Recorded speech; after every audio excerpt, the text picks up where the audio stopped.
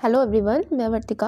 और 28 दिसंबर को जो ईवीएस सेक्शन में क्वेश्चन पूछे गए हैं उन पे बेस मैं क्वेश्चन करवाऊंगी इस वीडियो में। और इसके अलावा एनालिसिस का बहुत इंपॉर्टेंट रोल होता है, ठीक है। अगर आपने एनालिसिस देख लिया और उस पे बेस्ड आपने क्वेश्चन पहले से तैयार कर लिए तो ऑब्वियसली जो बाद के पेपर होते हैं उनका स्कोर बहुत अच्छा हो जाता है, बाद के शिफ्ट वालों का। और जिनका पहले शिफ्ट का उनका थोड़ा सा डिसएडवांटेज रहता है, लेकिन अब क्या ही कर सकते हैं। तो एनालिसिस बहुत ज़्यादा इंपॉर्टेंट है, इसलिए आप लोगों को ये पढ़ना चाहिए कि किससे क्वेश्चन आया हुआ है। तो ईवीएस में देखिए स्लॉथ से क्वेश्चन आया है, विटामिन सी से आया है। एक क्वेश्चन था कि सामाजिक कीट नहीं है, कौन सा नहीं है। तो जो ग्रुप में रहते हैं वो सामाजिक कीट होते हैं, जो अकेले रहते हैं वो सामाजिक कीट नहीं होते हैं। तो मकड़ी नहीं है।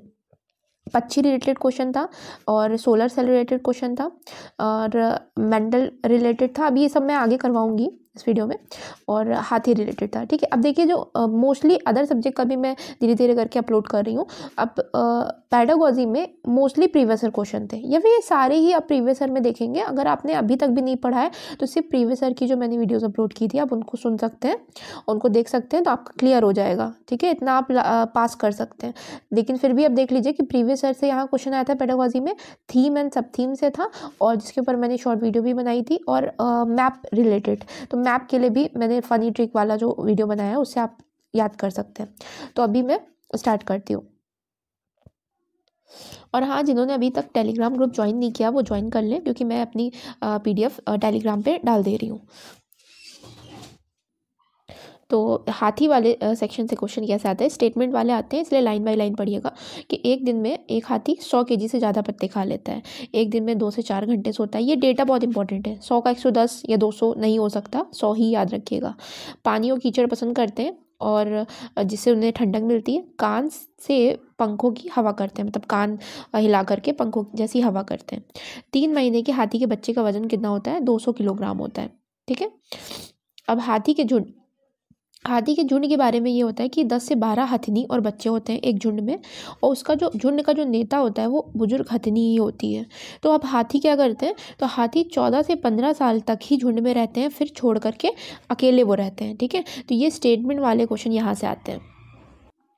अब ये मधुबनी पेंटिंग का देख लीजिएगा कि इससे भी क्वेश्चन था कि मधुमक्खी वाले सेक्शन से, तो वो स्टार्ट यहीं से होता है कि बिहार के मुजफ्फरनगर में लीची के पेड़ बहुत फेमस है, ठीक है। वहाँ की लीची बहुत फेमस है। तो उनके फूल कब से कब के बीच में खिलते हैं, तो याद रखिएगा फरवरी में खिलते हैं। और क्योंकि फरवरी में खिलते हैं तो मधुमक्खियों को लुभाते हैं ये फूल, ठीक है। तो मधुमक्खी पालन का सही समय क्या होता है? अक्टूबर से दिसंबर होता है। एग्जैक्टली याद रखिएगा, अक्टूबर से दिसंबर, ठीक है, मधुमक्खी पालने का सही समय। अब मधुमक्खी के ग्रुप की क्या विशेषता होती है? जो कि सामाजिक कीट है ना, क्योंकि इसी बीच में वो अंडे देती है, अक्टूबर से दिसंबर के बीच में। तो मधुमक्खी हर छत्ते में एक रानी मक्खी होती है जो अंडे देती है, और दूसरी बहुत सारी मक्खियाँ होती हैं जो शहद के लिए रस ढूंढती हैं, और रस मिलने पर ये खास तरीके का नाच करती हैं। तो यहाँ तो क्वेश्चन आता है कि कौन सा ऐसा जीव है जो भोजन मिलने पर एक डिफरेंट टाइप का डांस करता है, तो ये मधुमक्खी ही हो जाएगा, ठीक है, कीट है।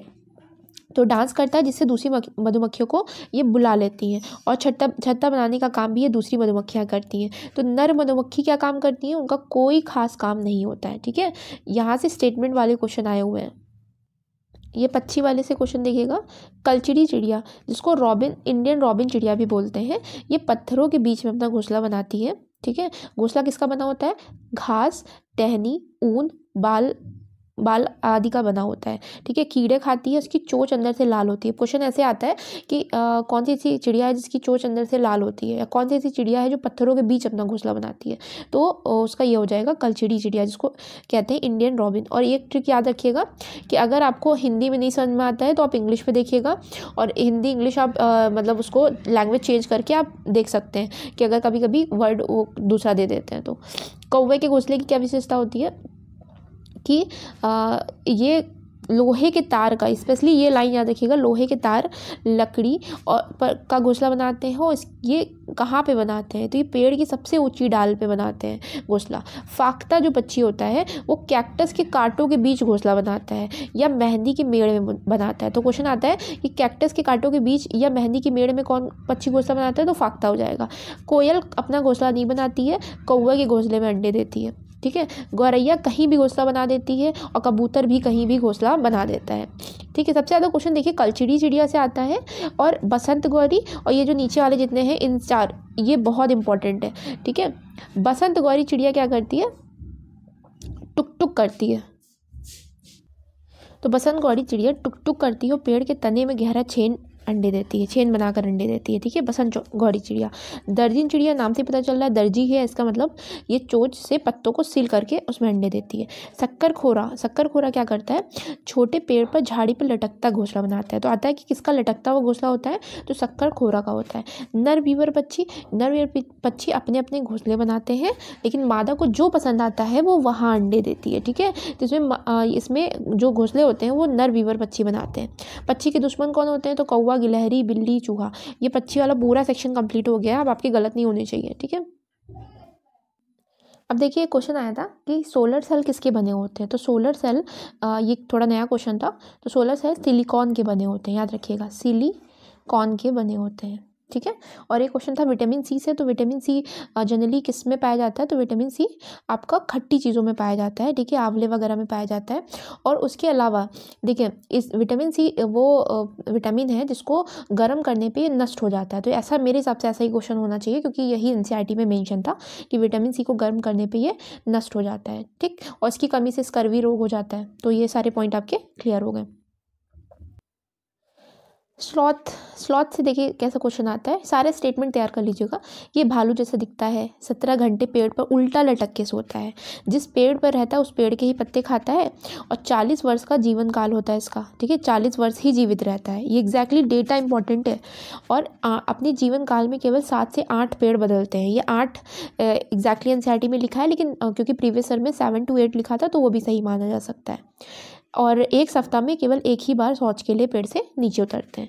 तो स्लॉथ वाला पूरा सेक्शन कंप्लीट हुआ। अब देखिए अदर सब्जेक्ट में भी जो क्वेश्चन आ रहे हैं वो प्रीवियस ईयर से आ रहे हैं। तो अगर आप चाहते हैं कि आप अच्छा स्कोर करें तो आप सिर्फ प्रीवियस ईयर पढ़ लेंगे, तभी भी आपका हो जाएगा। मैंने करवाए हुए हैं और मैं रेगुलर अपलोड कर रही हूँ वीडियोज़। ये देखिए बाघ से क्वेश्चन है कि बाघ वाले में बाघ जो होते हैं, बाघ अंधेरे में हमसे 6 गुना, एग्जैक्टली 6 गुना, ठीक है, बेहतर देख सकते हैं।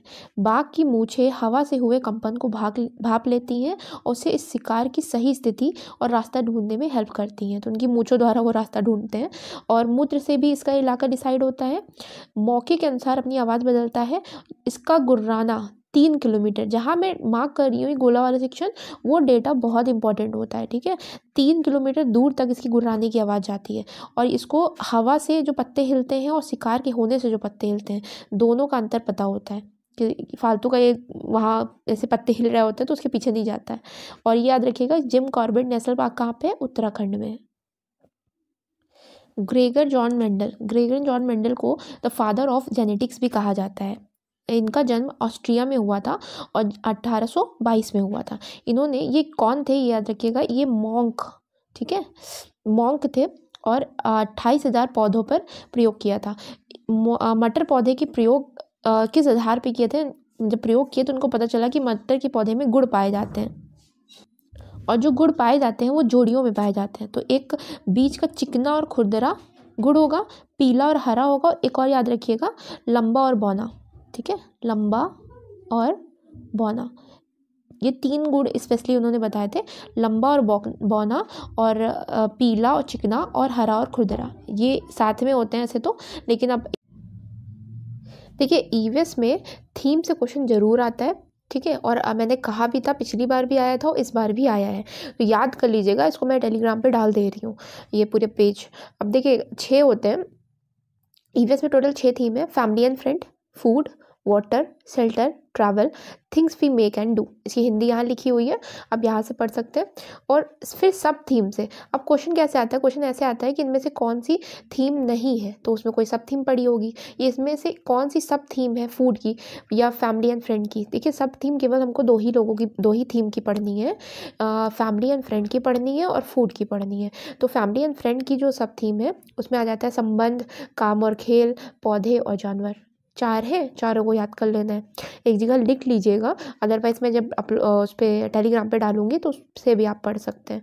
और फूड की testing, digesting, cooking, preserving technique, farmer and hunger. यहाँ से थीम वाला सेक्शन कंप्लीट हो गया। उसके अलावा जो पेडागॉजी के क्वेश्चन आए हैं वो प्रीवियस ईयर के ही हैं, तो मैंने जो प्रीवियस ईयर की जो प्लेलिस्ट बनाई है उससे आप क्वेश्चन देख सकते हैं। ठीक है, आप उसको एक बार रिवाइज कर लीजिए, 10-10 मिनट की वीडियोस है, करीब 6 या 7 ही हैं, और मैंने डिफ़िकल्ट से डिफ़िकल्ट शिफ्ट भी उसमें इंक्लूड की है और ईजी शिफ्ट भी इंक्लूड की है, तो वहाँ से वो पेडागॉजी के अदर क्वेश्चन कर सकते हैं।